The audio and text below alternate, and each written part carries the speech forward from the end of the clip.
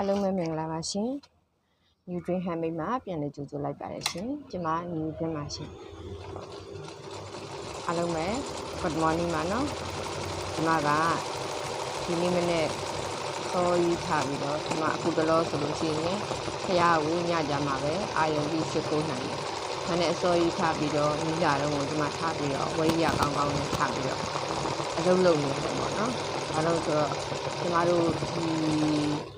လက်ရှိမှာပေါ့ဒီအလုပ်ဘက်ကိုဝန်ထမ်းခေါ်ဖို့ရန်ခက်နေတဲ့အခါကျတော့ကျမကိုယ်တိုင်ပဲဒီဥစ္စာလေးတွေကိုလုပ်နေရတယ်ဆိုတဲ့သဘောလေးပေါ့နော်အဲကြတော့ဒါလေးကကျမဘာလေးထိုးနေရလဲဆိုလို့ရှိရင်ကျမတို့ဒါဝါချီပေါ့ဝါချီကိုအိန္ဒိယ press ခါဆန်ဆန်လေးပေါ့နော်အဲ့လိုမျိုးလေးထိုးပေးနေရတာပါအထည်40ချုံလောက်တော့ထိုးရမှာပေါ့နော်နည်းနည်းခူးဆိုင်ပြီးတော့ထိုးရတယ်ဒါဆိုတပုံချင်းကိုလည်းကျမတို့ကဒါကတပုံချင်းကိုလည်းတစ်ထည်ချင်းကိုပြန်ပြီးတော့ဆွဲရတယ်ပြီးတော့ကျတော့နမင်းတပုံနဲ့တပုံနဲ့တူအောင်ကလည်းကျမတို့မိတ်တူတွေအများကြီးကျူးထားရတယ်ပေါ့နော်စာရွက်တရက်ပေါ်မှာကျမကပုံချမ်းဆွဲပြီးပြီဆိုလို့ရှိရင်ကျမမိတ်တူ50ရွက်လောက်ကျမတို့ပူထားရတယ်ခြီလုံးကြတော့လည်းအဲ့လိုပဲကျမတို့တွေအကုန်လုံးပေါ့နော်တန်းစီပြီးတော့အယောင်သူတွေရအောင်လို့ကျမတို့သူ့ရဲ့ပုံမလောက်ကိုမှန်းပြီးတော့ကျမတို့တွေဝယ်ထားရတယ်ပေါ့နှမို့ဆိုလို့ရှိရင်သူ့ရဲ့ခြီလုံးတွေကအယောင်သူတွေမရမှာဆိုလို့ပေါ့နော်အဲ့လိုမျိုးလေးတွေကိုတင်ပြင်ဆင်ရတယ်ပေါ့နော်အခုတလောကမိုးကလည်းရွာနေတဲ့အခါကျတော့နည်းနည်းမီးချိန်လေးကလည်းလားနေတော့အလုံးလုံးရတာတော့မဆုံးဘူးပေါ့ဒါဒီဥပဒေလေးကလည်းတက်တောင့်တက်တာလေးရှိတယ်ပေါ့နော်ကိုယ်တိုင်ကလည်းမပူတဲ့အခါကျတော့စိတ်ထဲမှာနည်းနည်းအာယုံကအဆင်ပြေတယ်ဆိုတဲ့သဘောလေးပေါ့နော်ကျမကဒီနေ့ဘာလေးကိုမျှဝေပေးချင်တာလဲဆိုလို့ရှိရင်ကျမတို့တွေပေါ့ဒီစကြီးပန်းတို့ထိုးတဲ့အခါမှာထိုးတတ်သွားရုံနဲ့လည်းမပြီးဘူးပကြီးတွေဆွဲတတ်သွားရုံနဲ့လည်းမပြီးဘူးကျမတို့ဘာလေးလဲလိုအပ်တယ်လဲဆိုလို့ရှိရင်ကျမတို့ဒီပိတ်စတွေကိုပေါ့နော်ထိုးတဲ့အခါမှာဒီပိတ်စရဲ့သဘောတရားကိုလည်းသိရတယ်ပေါ့နော်ကျမတို့ကဒီ knowledge လေးတွေလည်းရှိရတယ်ဒီ knowledge လေးတွေကတခြားနေရာကနေပြီးတော့လည်းရှာလို့မရဘူးပေါ့နော်ဒါကျမတို့လုပ်နေရင်းနဲ့ဒီအလုပ်တွေတွေကပဲတင်သွားတာမျိုးပေါ့အဲ့ကြတော့ကျမတို့တွေကဒီအလုပ်ကိုကဒီအခုအတပေါက်ချင်းသွားတယ်ဆိုလို့ရှိရင်အတပေါက်ချင်းရဲ့အလုတ်လောက်သွားတဲ့ပုံကစာကျမတို့ကြည့်ရတယ်ဒီပေါ့နော်ဒီပိတ်စတဲ့ဟိုဒီအခလေးနစ်ဝင်သွားတာအစပေါ့နော်ဘလို့ပြောင်းလဲသွားလဲပေါ့အဲ့လိုမျိုးကအစကျမတို့မှကြည့်ရပါတယ်နော်ဒါမှကျမတို့က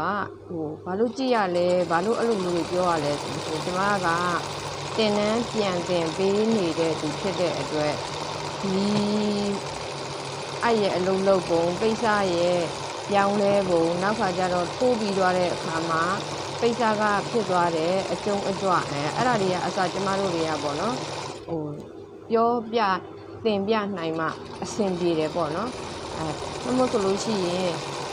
ပိတ်စတိုင်းပေါ်မှာဒီလိုပဲထိုးလိုက်ရတာပဲဆိုတော့အတိမျိုးပေါ့နော်ကျမရဲ့သင်တန်းသားတွေကဝင်သွားလို့ရှိရင်ပိတ်စတွေဟာပြက်သွားမယ်အဲ့လိုမျိုးပေါ့နော်လို့ခေါ်မယ်တင်တန်းမှာတင်တာတော့ကတော့ဒီလိုမျိုးအဆင်ပြေတယ်ပေါ့တင်တန်းမှာကျတော့ကျမတို့တွေကအင်ကြီးတွေပေါ်မှာထိုးကြတာမဟုတ်ဘူးလေပိတ်စကြီးပေါ်မှာပဲဒါပန်းအသေးဒါပန်းအကြီးဒါနှင်းစီပန်းဆိုပြီးတော့ကျမတို့တွေကထိုးကြတာပေါ့နော်ဒါမဲ့လို့သူတို့လက်တွေ့တကယ်ထိုးရမှာက customer service ပေးရတာလीနော်အဲ့ကြတော့ဒီ customer service ပေးတဲ့အခါကျတော့ပိတ်စအမျိုးမျိုးကလည်းလာပြီနောက်တော့ပန်းအမျိုးစုံကလည်းလာပြီအင်ကြီးချုပ်ထားတဲ့အမျိုးစုံကလည်းလာပြီပေါ့နော်အဲ့လိုမျိုးတွေမှာသူတို့ဟာအခက်အခဲတွေဖြစ်ကြတယ်ပေါ့နော်များသောအားဖြင့်ကတော့အဲ့ဒီမှာတချို့ကလေးတွေကြတော့တချို့သင်တန်းသားတွေကြတော့နည်းနည်းလေးပေါ့တင်လာတော့ကဥစ္စာနဲ့လက်တွေ့နဲ့ရတကယ်တမ်းကြတော့ထသွားတာမျိုးရှိတယ်ပေါ့နော်အရန်လေးလာကောင်းတဲ့သူ နောက်စဉ်းစားတတ်တဲ့သူဆိုလို့ရှိရင်တော့အကြောင်းမဟုတ်ဘူးတချို့ကျတော့တင်တန်းမှာတင်လိုက်တာကဒီလိုပါဆိုတဲ့ဥစ္စာမျိုးပေါ့နော်ဒီဥစ္စာရက်တည်ရတာမလွယ်ပါလားဆိုတဲ့စိတ်ကဖြစ်သွားတယ်ကျမလည်းဘာလို့လဲဆိုတော့အခါကျတော့ကျမလည်းတင်တန်းတင်ပြီးတဲ့အခါမှာအဲ့ဒီအတွေ့အကြုံလေးရှိတယ်ဘာလို့လဲဆိုတော့အခါကျတော့ကျမကပြောဥပါလိမ့်မယ်ကျမစက်ကြီးပန်းတိုးတင်တာခေါင်းအုပ်စုဒီဖိုးရင်လို့တင်လာခဲ့တာပေါ့နော်ပြီးတော့အချိန်အားလေးတစ်ခုကြည့်နေလို့ပညာရပ်တစ်ခုရဖို့ဆိုပြီးတော့တင်လာတာဒါပေမဲ့ကျမတကယ်လက်တွေ့ထိုးရတဲ့အခါကျအင်ကြီးတွေဖြစ်နေ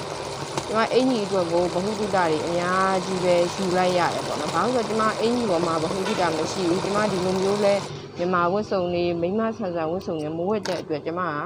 ဒီလိုမျိုးတဲ့မိန်းကလေးတွေဟာထိုးဝတ်မှန်းတောင်ကျမမသိခဲ့ဘူးပေါ့နော်အဲ့လိုမျိုးပေါ့အဲ့ဒီကြတော့လေဘာဖြစ်လာလဲဆိုတဲ့အခါကျတော့ဆရာစီမံတင်ခဲ့တာကဒီလိုပေါ့နောက်ဒီရောက်တဲ့အခါကျတော့ဒီလိုဖြစ်နေတယ်ပေါ့ဘယ်လိုဖြစ်တာလဲမလွယ်ဘူးပေါ့နော်ခက်လိုက်တာပေါ့ဒီမှာအများကြီးပဲလေ့လာပြီးတော့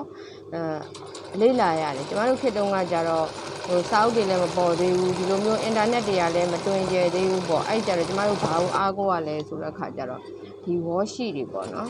wallpaper တွေအဲ့ဒါတွေမှာဒီမေတ္တာနုတို့ပုံတို့ဆိုမြတ်သူစာတို့ပုံတို့နောက်တက်မုံမြင့်တို့အဲ့လိုမျိုးပေါ့နော်သူတို့ပုံတွေကိုထွက်လာပြီးပန်းတို့အင်ကြီးလေးတွေနဲ့ထွက်လာပြီဆိုကျမမပြေးပြီးတော့ဝယ်ရတယ်ဝယ်ပြီးလို့ရှိရင်ကျမနေရာချရတယ်ကျမကြည့်ရတယ်ပေါ့နော်အဲ့လိုမျိုးတွေလေ့လာပြီးတော့မှကျမတို့ကဒီဥစ္စာကိုတတ်တယ်အဲ့ခါကျတော့လေဒါမဲ့လို့ပန်းထိုးတယ်ဆိုကနေကတန်ဖိုးတစ်ခုပေးရပြီဆိုတဲ့အခါကျတော့သူတို့ကဘာလုပ်လဲဆိုတော့အခါကျတော့အင်ကြီးကောင်းတာလေးတွေကိုထိုးကြတယ်လို့နည်းနည်းပပဇယောဇယကိုမထိုးဘူးအဲ့ကြတော့နောက် sequence နဲ့ရောပြီးတော့ပွဲတက်ကလေးတွေထိုးကြတယ်ဝတ်တက်ကလေးထိုးကြတဲ့အခါမှာဘာတွေလာလဲဆိုလို့ရှိရင်ပိုးတွေလာတယ်ဖဲတွေလာတယ်ပေါ့နော်အကောင်းစားတွေလာတယ်ပေါ့ပိတ်စအကောင်းစားတွေကျမတစ်ခါလေးကြလို့ရှိရင်မြင်လဲမမြင်ဘူးတိလဲမတိဘူးပေါ့နော်အဲ့လိုမျိုးပိတ်စတွေအများကြီးလာတဲ့အချိန်မှာကျမပျက်စီးမသွားအောင်ပေါ့နော်တော်တော်လေးကိုပဲလူးဆိုင်ရတယ်ပေါ့နော်အဲ့လိုမျိုးအတွေ့အကြုံလေးတွေရှိတဲ့အခါကျတော့တစ်ခါတလေကြလို့ရှိရင်လည်းကိုကဒီပညာနဲ့ရက်တည်ဖို့ဖြစ်လာတဲ့အခါကျတော့ဒီပညာနဲ့ပဲရက်တည်မှာအဆင်ပြေမယ်ဆိုတဲ့အနေအထားဖြစ်လာတဲ့အခါကျတော့လေကျမတို့မှာစိတ်ပြက်နေလို့မရဘူးပေါ့နော်လိုက်ရတော့တာပဲပေါ့အဲ့လိုမျိုးပေါ့ဒါပေမဲ့ကျမလိုမျိုးပေါ့နော်ဒုက္ခမရောက်အောင်တော့ကျမစူးစမ်းပြီးတော့ပေါ့နော်ကျမရဲ့သင်တန်းသားတွေကိုတင်ပေးခဲ့တယ်ဒါမဲ့လို့ပေါ့တစ်ခါတလေကျတော့သင်ကြားခြင်းမှာလည်းအတွေ့အကြုံတစ်ခုဆိုတာရှိတယ်ပေါ့နော်ဘာလို့လဲကကြတော့ကိုကဒီ customer service ပေးတာကနေပြီးတော့တင် जा ရေးဘက်ကိုကူးလိုက်တဲ့အခါကျတော့ဘယ်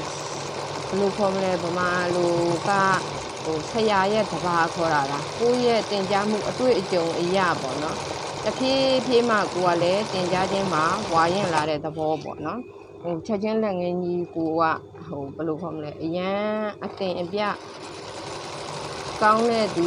ဝိုင်းရင်တယောက်လိုမျိုးတန်းတော့မဖြစ်ဘူးပေါ့တင်းရင်နဲ့မှလိုက်ပြီးတော့သင်ယူတဲ့တပည့်ပေါ်ရဲ့တက်မြောက်မှုပေါ်မှာကြည့်ပြီးတော့မှကျမတို့ကဒီတယောက်ကိုတော့ဒီလိုတင်မှအဆင်ပြေမယ်အဲ့လိုမျိုးလေးတွေနဲ့ကျမတို့ကိုယ်တိုင်ကလည်းပေါ့နော်အဲ့လိုလေးလာပြီးတော့သုံးသပ်လာတဲ့ဟာလေးရှိရခါကျကျမတို့ရဲ့သင်ကြားမှုစနစ်ကဟုတ်တယ်ဒီအခြေခံအတိုင်းပဲဆိုပေမဲ့လို့ပေါ့နော်ကျမတို့တွေကဘာလို့ရလဲဆိုလို့ရှိရင်ဒီတင်ရုံညွှန်းနှန်းကတော့ဒီတင်ရုံညွှန်းနှန်းပဲဒါမဲ့လို့ဒီကလေးတယောက်ရဲ့လိုက်နိုင်မှုပေါ်မှာဒီတင်နန်းသားတယောက်ရဲ့စူးစမ်းအားထုတ်မှုပေါ်မှာမူတည်ပြီးတော့ကျမတို့ကလေဒီတင်ရုံညွှန်းနှန်းပဲဆိုပေမဲ့လို့တင်ကြားပုံစနစ်ကိုကျမတို့မှာ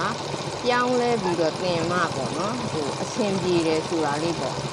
အဲ့လိုမျိုးလေးတွေကျမတို့မှာအတွေ့အကြုံလေးတွေရလာတယ်ပေါ့နော်အဲ့ကြတော့ကျမတို့လေ့လာရတယ်အများကြီးလေ့လာရတယ်ဒီမှာခြီရဲ့အသွားအလာကိုလေ့လာရတယ်နောက်ပိတ်စာကမထိုးခင်ကဘလို့ထိုးပြီးသွားထိုးနေတော့မှဘလို့ထိုးပြီးသွားတဲ့အခါကျတော့ဘလို့ဆိုတော့သူ့ရဲ့ပြောင်းလဲပုံအဆင့်ဆင့်ကိုကျမတို့ကအများကြီးလေ့လာသွားရတယ်ဒီလေ့လာသွားတဲ့အတိုင်းကိုကျမတို့သင်တန်းသားကိုဘလို့ပြန်ပြီးတော့ပေါ့နော်သူတို့ကိုရှင်းပြရမလဲပြောပြရမလဲပေါ့အဲ့လိုမျိုးပေါ့နော်အများကြီးကျမတို့တွေပြန်ပြီးတော့သင်ကြားဖို့အတွက်ကိုလည်းကျမတို့ လို့ခေါ်မလဲစာစီရတဲ့ပုံစံမျိုးပေါ့နော်စဉ်းစားထားတယ်တင်ယုံညွှန်းတန်းကတော့ခုနကပြောသလိုပဲဒီတိုင်းပဲဒါပေမဲ့လို့လိုက်ပြီးတော့လေ့ကျင့်တဲ့သင်တန်းသားရဲ့ပုံမှာမူတည်ပြီးတော့ကျမတို့ကသင်ကြားပုံနည်းစနစ်ချင်းမတူဘူးပေါ့နော်online class မှာတော့အကြောင်းမဟုတ်ဘူးပေါ့နော်ဘာလို့လဲဆိုတော့ online class မှာကြတော့ကျမတို့ကသင်ပြီးဗီဒီယိုသင်တဲ့ဥစ္စာကိုဗီဒီယိုရိုက်ပြီးတော့ဒီ group ထဲမှာထည့်လိုက်တာပဲအပြင်မှာလက်တွေ့ပေါ့နော် personality လာပြီးတော့ 1 by 1သင်ရတဲ့သူတွေအတွက်ဆိုလို့ရှိရင်ကျမတို့ကသင်ကြားပုံစနစ်ကတယောက်နဲ့တယောက်မတူဘူးဖြစ်သွားတယ်သူတို့ရဲ့လိုက်နိုင်တဲ့ပုံမှာမူတည်ပြီးတော့ပေါ့နော်အဲ့လိုမျိုးလေးတွေရှိတယ်ပေါ့နော်ဒါလေးကိုကျမကလာပြီးတော့မျှဝေခြင်းဖြစ်ပါတယ်ရှင်အားလုံးမင်္ဂလာရှိသောနေ့လေးတစ်နေ့ပိုင်ဆိုင်ကြပါစေရှင်အားလုံးကိုကျေးဇူးတင်ပါတယ်ရှင်